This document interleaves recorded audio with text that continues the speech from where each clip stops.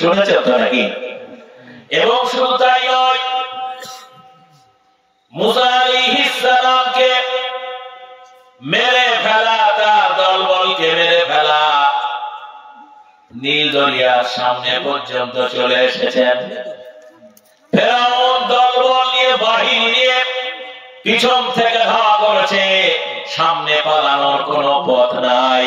বিশাল নীল দরিয়া, সামনে দাঁড়িয়ে মুসা আলাইহিস সালাম আল্লাহকে বলেন, আল্লাহ, আপনি তো আমাকে দ্বীনের দায়িত্ব দিয়েছিলেন, আমি তো ইসলাম প্রচার করছিলাম, আমাকে ফেরাউন অত্যাচার করে আমার সদল বলকে মেরে ফেলবে, এগিয়ে আসছে নীল দরিয়া, আমি আল্লাহ কেমনে বাঁচবো?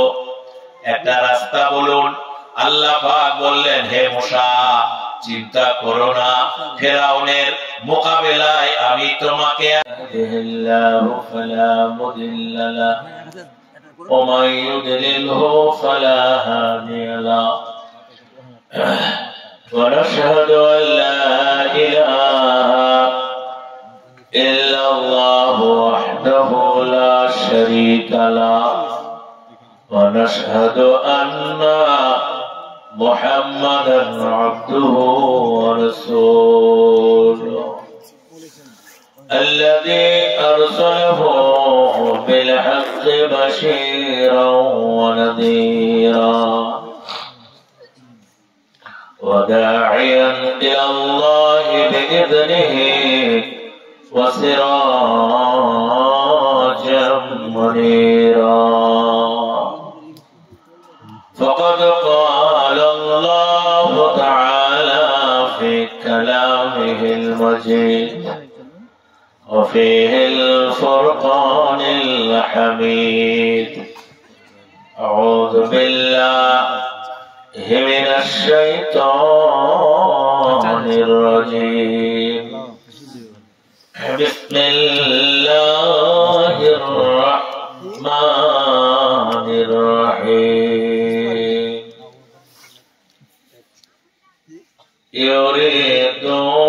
يريدون ليطفئوا نور الله بأفواههم والله متم نوره ولو كره الكافرون عما بعد সমস্ত প্রশংসা বিশ্ব জাহানের মালিক, কুল কায়নাতের মালিক আল্লাহ সুবহানাহু ওয়া তাআলার জন্য, যে মহান আল্লাহ আজকে আমাদেরকে বগডুমা টেপুর আদর্শ ইসলামিক মাদ্রাসার উন্নতি কল্পে আয়োজিত বিরাট ধর্মীয় যে জলসা, সেই মহতি জলসায় যে মহান আল্লাহ আমাদের উপস্থিত হওয়ার তৌফিক দান করেছেন, সে আল্লাহ রাব্বুল আলামিনের দরবারে ক্লান্ত কণ্ঠে আপনাদের সকলকে নিয়ে এ গভীর রাতে, শীতের রাতে শুকরিয়া আদায় করি। আসুন আমরা বলি আলহামদুলিল্লাহ। ঠিক এর পরে আমাদের আপনাদের প্রিয় নবী, বিশ্ব নবী, মানবতার বন্ধু আহমদ মুস্তাফা মুহাম্মদ মুস্তাফা সাল্লাল্লাহু আলাইহি ওয়াসাল্লামের শান লাখো লাখো দরুদ ও সালাম বর্ষিত হোক, বলুন আল্লাহুম্মা আমিন। আজকের এই সভার শ্রদ্ধেয় সভাপতি ফজিলাতুল শেখ ওয়াহিদুর রহমান আসরি সাহেব, ফজিলাতুল শেখ জাহাঙ্গীর আলম মাহাদি সাহেব, জনাব মৌলানা আব্দুল হক সাহেব, জনাব মৌলানা শামসুল হক সাহেব, এই যে সভাপতি মন্ডলী, এদেরকে আমি প্রথমে গভীর রাতে ক্লান্ত কণ্ঠে আমি আমার শ্রদ্ধা জ্ঞাপন করছি। আমন্ত্রিত ওলামায়ে কেরাম যারা আপনাদের সামনে বক্তব্য রাখলে শুনলেন, বক্তা শ্রোতা যে আলোচনা হলো, সবাইকে আমাদেরকে আমল করার তৌফিক দান করো, যেন ওরা হয়। আজকের এই জলসায় আমার ছোট ভাই, আপনারা জানেন মনিরুল ইসলাম, সে আমাকে ফোন করে দাওয়াত দিয়েছিল। গত 3 দিন আগে হঠাৎ করে ফোন করছে কলকাতায়। আমি তো 24 পরগনা, উত্তর 24 পরগনার দিকে জলসা করে কলকাতাতে, তুমি কোথায়? তো সে বলল আমি হাওড়া। আমি দেখিনি, সে কিন্তু আমাকে ভালোবাসে। ওর ফেসবুকের চেহারাটা খুব বাচ্চা ছেলে, বয়স অল্প, এখন অনেক জায়গায় যায়, বক্তৃতা করে। তার ডাকে আমি এসেছি, দোয়া করবেন সে যেন আপনাদের পেপরে যেমন মনিরুল ইসলাম ভালো বক্তা, উত্তরবঙ্গের ভালো বক্তা, তাকেও যেন আল্লাহ কবুল করে, আপনারা কবুল করবেন। আমাকে এখানে আমার ছোট ভাই মনিরুল বলছিল মানে যে আমি এখানে রেখে এসেছিলাম, আমার মনে পড়ে না, 2011 আর 2024 শেষ, 13 বছর হয়ে গেল বোধ হয়। তো যাক, মানুষের মন তো ভুলে যায়। আপনাদের কাছে আসতে পেরে আপনাদের ভালোবাসা আমাকে আপ্লুত করেছে। আপনারা আমার জন্য দোয়া করবেন, আল্লাহ যেন আমাকে বক্তব্য রাখার, আপনাদের সামনে কথা বলা তৌফিক দান করে। আমি একটা কথা বলি, আপনারা যারা আছেন পেছনে এলোমেলো না থেকে একটু জায়গায় গুছিয়ে বসলে, আসলে এত রাতে বক্তব্য শোনা এবং রাখা দুটোই কঠিন।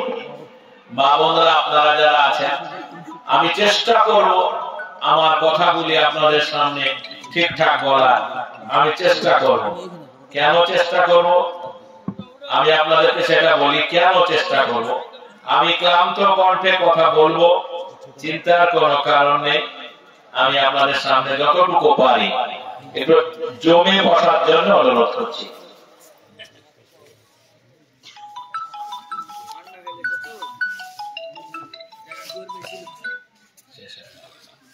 আপনারা একটু বসেও, আসলে আমি মূলত ঐতিহাসিক বক্তা।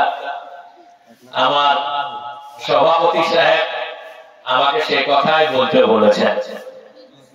তো আমি সেই আলোকে, মা বোন আপনারা এখন সবাই শিক্ষিত, আমার কথাগুলো একটু বোঝার চেষ্টা করবেন, আপনাদের অনেকের লাভ হবে। আমি পবিত্র কোরআন মাজিদ থেকে একটা আয়াত পড়েছি। আমাকে বক্তা, আমরা সব বিষয়ের উপরে নলেজ রেখে বক্তৃতা করতে আসি। সভাপতির নির্দেশ আমাদের জন্য শিরোধার্য, সেজন্য তিনি যা বলেছেন এই গভীর রাতে আমি চেষ্টা করবো সেটুকুই বলার। আপনারা জানেন যে পবিত্র কোরআন মাজিদের একটা আয়াত আমি পড়েছি, ইউরিদুনা সূরা সাফে লিউতফিউ নূরাল্লাহি বিআফওয়াহিহিম আল্লাহু মুতিমু নূরিহি ওয়ালাউ কারিহাল কাফিরুন। এর বাংলা তরজমা, বাংলা মানে যে কাফেরেরা মুখের ফু দিয়ে ইসলামের আলোকে নিভিয়ে দিতে চায়। শুনতে পেলেন? ইসলামের আলোকে নিভিয়ে দিতে চায়, তারা চেষ্টা করলেও নিভাতে পারবে না। ইসলাম বিশ্বে মই ছড়িয়ে পড়বে, আলহামদুলিল্লাহ। যারা নিভাতে চায়, ইসলাম বিশ্বে ছড়িয়ে পড়লে কাফেরদের অন্তরে যন্ত্রণা হবে, তাতে অসুবিধার কোনো কারণ নেই। আমি আপনাদের বলতে চাই বন্ধু, আপনারা যারা জলসা শুনলেন, তাহলে ইসলামের আলো কি দেয়? ইসলামের আলো প্রথম যেটা পৃথিবীতে দিয়েছে সেটা মা বোনরা বসে আছে। ভালো করে শুনছেন? এই মা বোন, মেয়েদের প্রতি পৃথিবীর ইতিহাস পড়লে দেখবেন সব যুগেই অত্যাচার, আজকেও মেয়েদের প্রতি অবিচার হয়। মেয়েরা অবুঝ, তারা ছোটবেলায় বাপের বাড়ি থাকে, বিয়ের বয়স হলে শ্বশুর বাড়ি যায়, নিজের বলে কিছু থাকে না, সব পরের উদ্দেশ্যে তারা নিবেদন করে। তো আল্লাহ নবীর জামানাতে 1450 বছর আগে মেয়ে সন্তান জন্মালে বাবা মা পাহাড়ে নিয়ে গিয়ে নিজে পাথর চাপে মেরে দিত। আজকেও মাগর আপনারা জানেন, একটি মেয়ে 3-4টা মেয়ে হলে স্বামী অকুটি হয়, শ্বশুর শাশুড়ি বলে কেমন হলো। ফলে মেয়ে দরকার পৃথিবীতে, কিন্তু বেশি মেয়ে হলে মেয়েদের আপত্তি। ফলে এই এক বর্বর যুগ ছিল যেখানে মেয়ে জন্মালে অপরাধ ছিল। তো আল্লাহ নবী এসে এই যে ইসলাম, যে ইসলাম না আসলে পৃথিবীর নারী জাতির বাঁচার কোনো জায়গা ছিল না। পৃথিবীতে এখনো নারীরা অবহেলিত, তারা অত্যাচারিত পৃথিবীতে এখন। তো ইসলাম এসে নারীর মর্যাদাটা দিল। কি দিল? স্বামীর সম্পত্তি, এটা স্ত্রীর অধিকার ছিল না, এটা দিল। বাবা মার সম্পত্তিতে অধিকার দিল, লেখাপড়া করবার অধিকার দিল, সব অধিকার দিল, যেটা পৃথিবী দেয়নি। অতএব মেয়েদের এই যে অধিকার ইসলাম দিল আজ থেকে 1400 বছর আগে, তাই মেয়েরা চিরদিনের জন্য মেয়েদের আল্লাহ নবীর কাছে ঋণী থাকা দরকার। সেজন্য মেয়েদেরকে আল্লাহ নবী এবং আল্লাহ পাক বলল, মেয়েরা যদি সমাজে মাথা উঁচু করে বাঁচতে চায়, তারা যেন কোরআন হাদিসের নিয়মটা মেনে চলে। বাবন, আপনাদের মাথা উঁচু থাকবে যদি আপনার স্ট্যাটাস আপনি ধরে রাখতে পারেন। কি স্ট্যাটাস? নিজের মেয়ে এবং নিজেরা পর্দা পুশিদা করে চলবেন। আল্লাহ নবী এবং আল্লাহ পাক যে যে পুরুষের কাছে আপনাকে পর্দা করে যেতে বলেছে, পর্দা করে যাবেন। দেখবেন আপনার মেয়ে, আপনি নিজের ইজ্জতটা ফেরত পাবেন। আজকের মেয়েদেরকে পাশ্চাত্য, ইউরোপ এবং আমাদের দেশের কিছু বুদ্ধিজীবী লোক বলে মুসলমানরা মেয়েদেরকে পর্দা বোরখা পরিয়ে তাদের অধিকার কেড়ে নিতে চায়। এমনি করে মুসলমান মেয়েদের বোরখাটাকেও তারা কেড়ে নিতে চাইছে। সেজন্য আজকে দুনিয়াতে ইতিহাসের গল্প হচ্ছে যে মেয়েদের অধিকার ইসলাম দেয়নি, মুসলমানরা দেয় না। এটা একটা ইতিহাসের জালিয়াতি। সেই জালিয়াতির কথাটাই বক্তা আমার সভাপতি বলতে বলেছেন। আপনাদের সম্মান, আপনাদের অধিকার পৃথিবীতে কত আল্লাহ নবী দিয়েছেন, এটা অধিকার পৃথিবীতে ছিল না। আপনি হিন্দু সমাজে গিয়ে দেখবেন, আজ থেকে 100 বছর আগে স্বামী মরে গেলে তার স্ত্রীকে স্বামীর চিতাতে পুড়িয়ে মারে দিত, একে সহমরণ বলেছিল। কিন্তু পাশাপাশি মুসলমান স্বামী মারা গেলে মুসলমান মেয়ে কবরে যায় না। এইটা দেখে হিন্দু সমাজে একটা আন্দোলন শুরু হলো। সেই আন্দোলনের ফলে ব্রিটিশদের সহায়তায় ইসলামের সাহচর্যে হিন্দু ধর্মে সতীদাহ প্রথাটা রদ হয়েছিল। ফলে ইসলাম কোরআন কি অধিকার আপনাকে দিয়েছিল সেটা একটু ধারণা দিলাম। আপনারা যারা আজকে জলসাতে এসেছেন, আপনি দেখবেন ইসলামের যে দাবি, সে দাবি হচ্ছে চুরি ডাকাতি পৃথিবীতে থাকবে না। ইসলামের দাবি ছিনতাই থাকবে না। ইসলামের দাবি নারী নির্যাতন থাকবে না। ইসলামের দাবি মদ থাকবে না। ইসলামের দাবি জুয়া থাকবে না। দাবি করাই শুধু ইসলাম। আল্লাহ নবীর 23 বছরের জিন্দেগিতে তিনি সব পৃথিবী থেকে উঠিয়ে দিয়েছিলেন। আলহামদুলিল্লাহ। মক্কা মদিনা আশপাশে এসব চুরি ডাকাতি ছিনতাই নারী হত্যা জুলুম অত্যাচার কিচ্ছু ছিল না। এটা এসেছিল আল্লাহর তরফ থেকে কোরআনের মাধ্যমে। আজকের পৃথিবীতে রাত করবো না, কারণ আপনাকে মূল কথাটা শুনতে হবে। বলুন ইনশাআল্লাহ। আমি অত দূর থেকে এসেছি।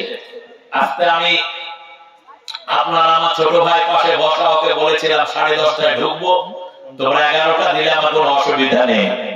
ইনশাআল্লাহ আমি তখনই ঢুকে গেছি। আমি শুধু আপনাদের বলবো, সারা দুনিয়াতে পৃথিবীর দিকে তাকাবে, ইসলামটাকে কোরআনটাকে নিভিয়ে দেওয়ার চেষ্টা চলছে। আজও পৃথিবী যতদিন থাকবে চেষ্টা চলবে, কিন্তু এই চেষ্টা চললেও পৃথিবী থেকে ইসলাম নিভবে না। ইসলাম যেখানে ইসলাম নাই সে দেশে গিয়ে ইসলাম ঢুকবে। জোরে বলুন আল্লাহু আকবার। ফলে ইসলাম আমেরিকায় ঢুকবে, ইউরোপে ঢুকবে, রাশিয়াতে ঢুকবে, জাপান জার্মানে ঢুকবে, সারা পৃথিবীতে ইসলাম ঢুকবে। ইসলামের গতি রোধ হবে না, কারণ ইসলামের মালিকটাকে, জনগণ মালিককে আল্লাহ। এখন আপনি দুনিয়ার দিকে তাকান, আমার দিকে লক্ষ্য রাখেন যে কাফেররা মুখের ফু দিয়ে ইসলামের আলোকে নিভাতে চাইছে। আপনি মুসা নবীর জীবনী দেখবেন, আল্লাহ পাক মুসা নবীকে তাওহীদ দিয়ে পাঠালেন। ফেরাউন একটা রাজত্বের মালিক, সে তার শক্তি সামর্থ্য দিয়ে মুসা আলাইহিস সালাম যে তাওহীদ প্রচার করছিলেন সেটাকে নিভিয়ে দিতে চেয়েছিলেন। শুনেছেন তো নাকি? এবং শুধু তাই নয়, মুসা আলাইহিস সালামকে মেরে ফেলা, তার দলবলকে মেরে ফেলা, নীল দরিয়ার সামনে পর্যন্ত চলে এসেছেন। ফেরাউন দলবল নিয়ে, বাহিনী নিয়ে পিছন থেকে ধাওয়া করেছে, সামনে পালানোর কোনো পথ নাই।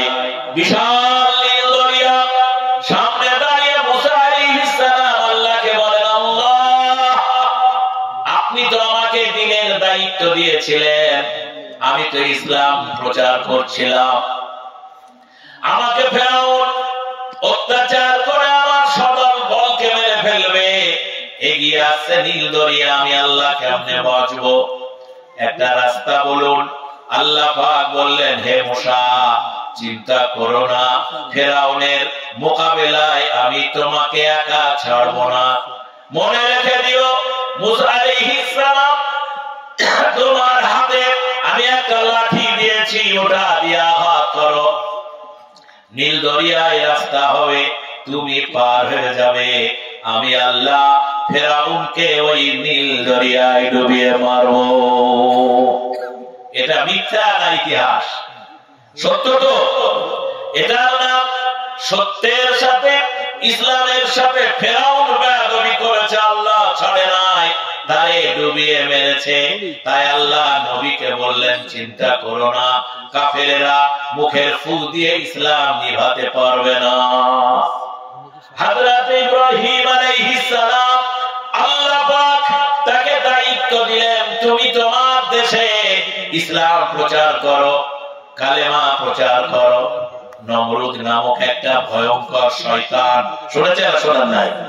একটা বদমাশ স্বৈর শাসক, সে নমরুদ, সে মূর্তি পূজক, সে ইসলাম সহ্য করতে পারে না, সেজন্য নমরুদকে আগুনে নমরুদ কুণ্ডে পুড়িয়ে সে মেরে দিয়ে ইসলামের বাতিটা নিভিয়ে দিতে চেয়েছিল।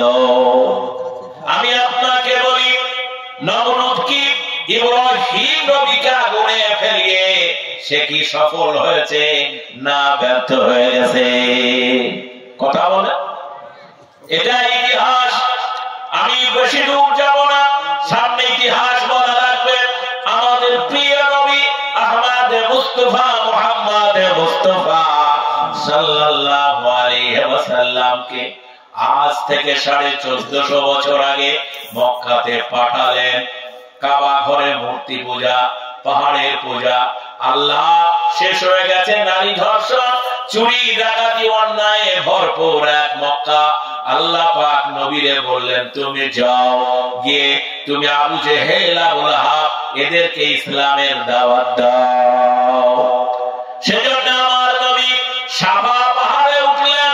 আল্লাহ পাক কোরআনে বলেছেন, ইন্নাস সাফা ওয়াল মারওয়াতা মিন শাআইরিল্লাহ। সাফা পাহাড়ে দাঁড়িয়ে দেশবাসীরা ডাকলেন, বললেন সব এসে গেল। বললেন, আমি যদি বলি পাহাড়ের অপর দিকে তোমাদের শত্রুরা তোমাদের আক্রমণ করবে, বিশ্বাস করবে? এই আবু লাহাব, এই আবু জেহেল বললেন, তুমি জীবনও মিথ্যা বলনি, এটা যদি বলো আমরা নিজেদেরকে বাঁচানোর চেষ্টা করব। আল্লাহ নবী খুব কাতর কণ্ঠে বললেন, আমি শুধু আজ মোহাম্মদ নই, শুধু আজ আব্দুল্লাহর পুত্র নই, আমি শুধু আমিনার সন্তান নই, ও আমার দেশবাসী, আমাকে আল্লাহ রাব্বুল আলামিন পয়গম্বর করেছেন। আমি এখন আল্লাহর দেওয়া নবী মুহাম্মদুর রাসূলুল্লাহ। আমি এখন নবী, আমাকে আল্লাহ পাক আপনাদেরকে দাওয়াত দিতে বলে টেপুরে যদি মদ থাকে, জুয়া থাকে, লটারি থাকে, এই গ্রামে যদি অপরাধ থাকে, তাহলে একজন আলেম হিসাবে এখানে যারা কাজ করে আপনাদের বাধা দেওয়ার, নিষেধ করার তাদের অধিকার আছে না নাই? আছে তো নাকি? অন্যায় করলে বলবে না, বলবে না। নবী মুহাম্মদ বলেছেন, এই জন্য আবু লাহাব বললেন তোমার কাজ নাই, তুমি আমাদের ডেকে আমাদের ধর্ম খারাপ, আমরা ভুল পথে আছি, তোমারটাই ঠিক পথে বলে আমাদের বিভ্রান্ত করতে চাইছ। দুই হাতে দুটা পাথর তুললেন, বড় পাথর, মক্কা মরুভূমিটা পাথরের দেশ, হাতে এমনি করে পাথরটা নিয়ে আমার প্রিয় নবী আহমদ মুস্তাফা মুহাম্মদ মুস্তাফা এমনি করে ফেলে দিলেন। আল্লাহ পাক দেখলেন আমি যারা ইসলাম প্রচারের দায়িত্ব দিলাম, তার বাণীটা না শুনে পাথর দিয়ে মেরে ইসলামের আওয়াজটাই বন্ধ করবা। আল্লাহ পাক নবীকে বললেন, চিন্তা করো না, তাব্বাত ইয়াদা আবি লাহাবি ওয়া তাব্বা মা আগনা আনহু মালুহু ওয়া মা কাসাব। আল্লাহ পাক রাসূলকে সান্ত্বনা দিয়ে বললেন, যে দুই হাত দিয়ে তোমার একে করেছে, আমি তার দুই হাত দুটো ধ্বংস করে দিলাম। তো আবু লাহাব পারেনি, ধ্বংস হয়ে গেছে। তো আজকের পৃথিবীতে যারা